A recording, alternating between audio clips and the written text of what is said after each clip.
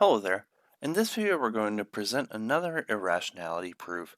So in case you haven't already looked at my square root of 2 is irrational video, I definitely suggest you check that out if you're not comfortable with proofs by contradiction, because we're going to use this method again here. So the number that we're going to consider is the following. So we're going to prove that e, which in case you do not remember, and is sometimes defined as the limit as x goes to infinity of 1 plus 1 over x to the x. This number e, which is approximately equal to 2.718281828, is not a rational number. So we're going to work out a proof of this theorem that requires a little bit of knowledge of Taylor series and also integers as well.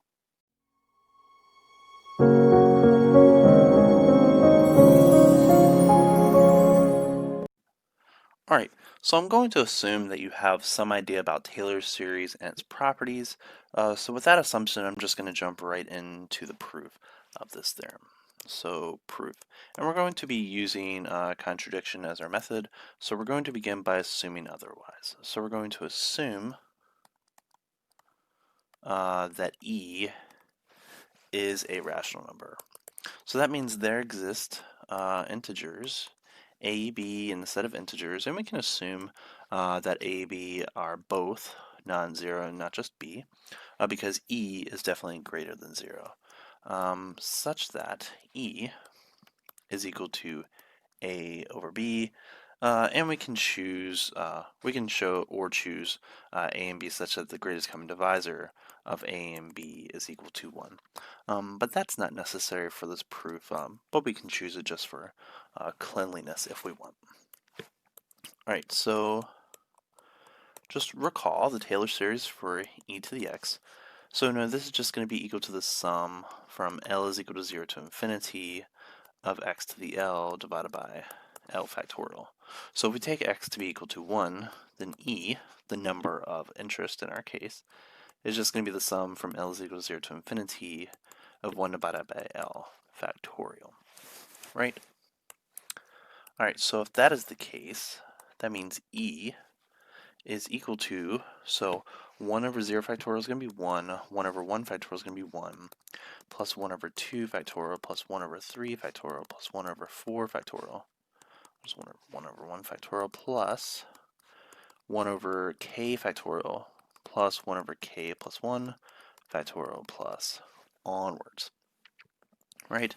So I'm going to be looking at a partial sum of this, and I'm going to define this partial sum all the way from 1 over 0 factorial to 1 over k factorial. I'm going to define this to be equal to e to the k for some k in the natural numbers, and I'll define what k we want in just a moment.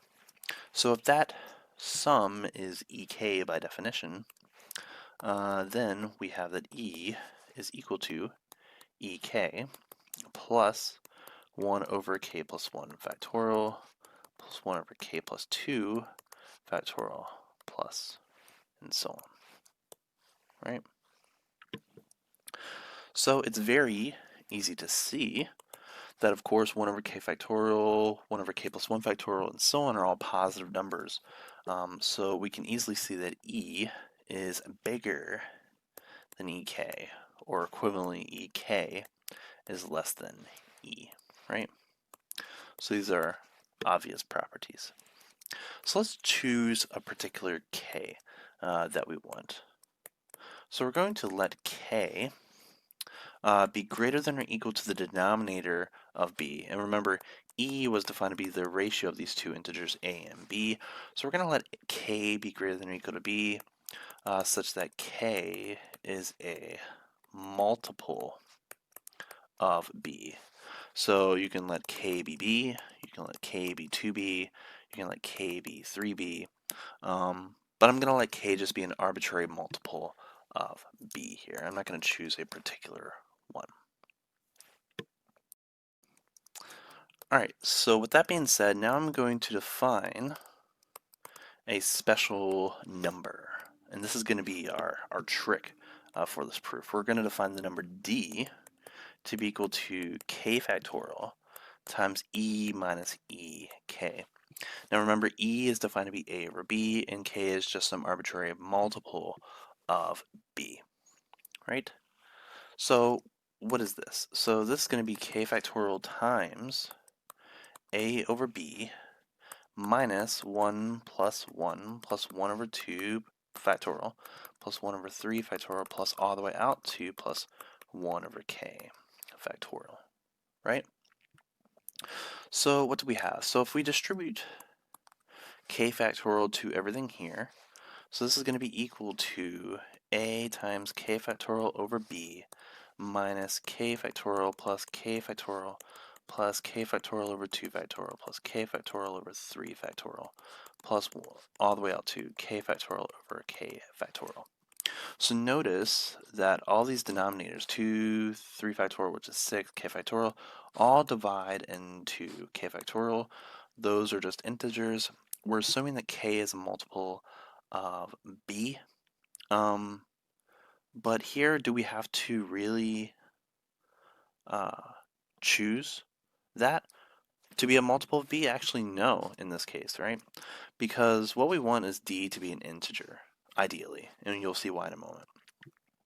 But if k is a multiple of b, clearly k factorial is divisible by b, right?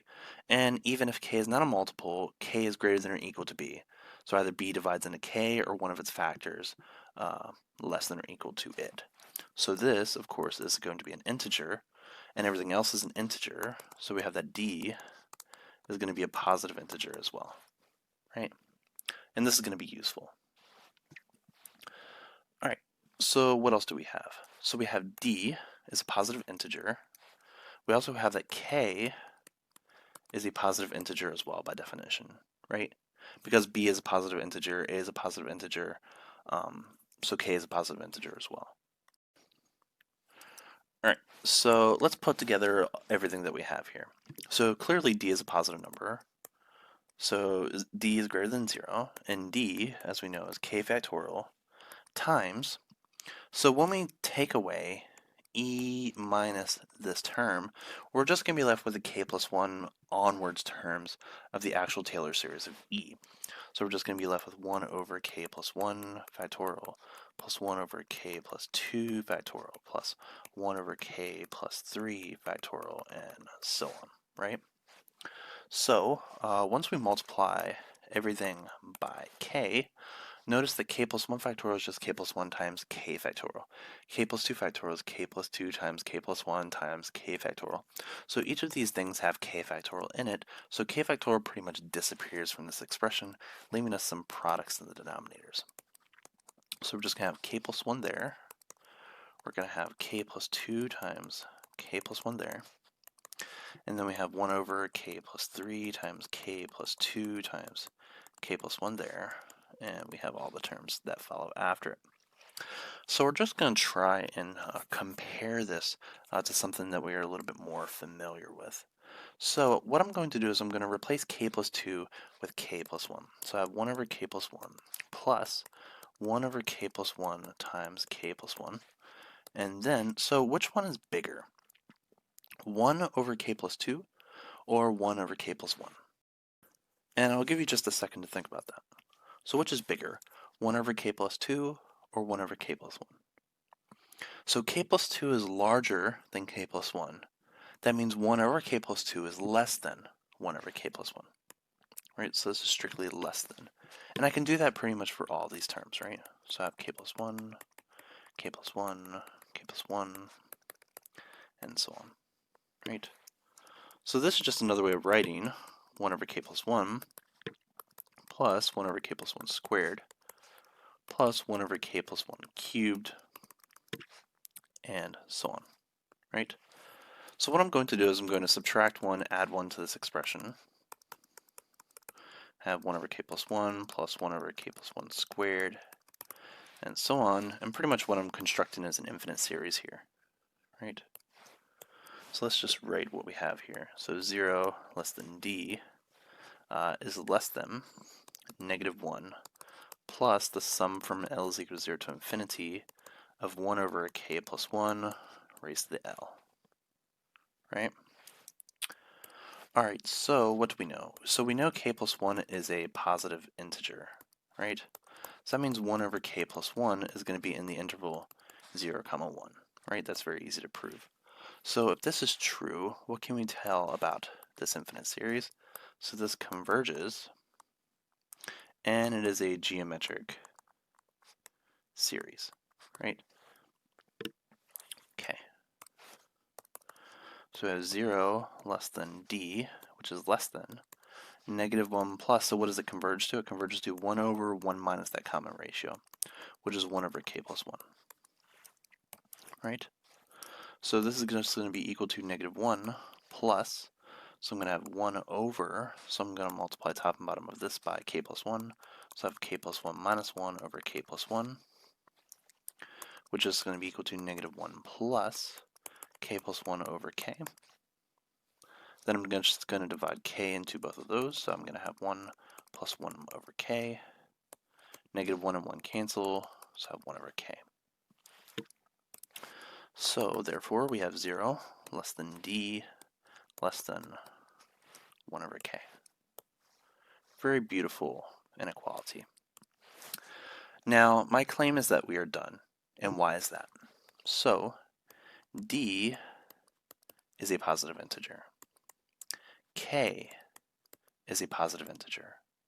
So if k is a positive integer, 1 over k is in the interval 0, comma 1, right? Well, if k is equal to 1, it could be equal to 1. So I'm just going to include that, right? Now, if it's equal to 1, d can't be equal to 1, right? So the smallest value that 1 over k can be is 1. And there is no positive integer in between 0 and 1, right? So this expression is a contradiction to that, right? So this is a contradiction, therefore the premise that we have for this entire proof must be false. So that means this number e must be a irrational number, right? That means e is irrational. Right, so that's just a basic proof for the irrationality of E, which uses some proof by contradiction and also some knowledge of Taylor's series and some geometric series as well. Hope you enjoyed.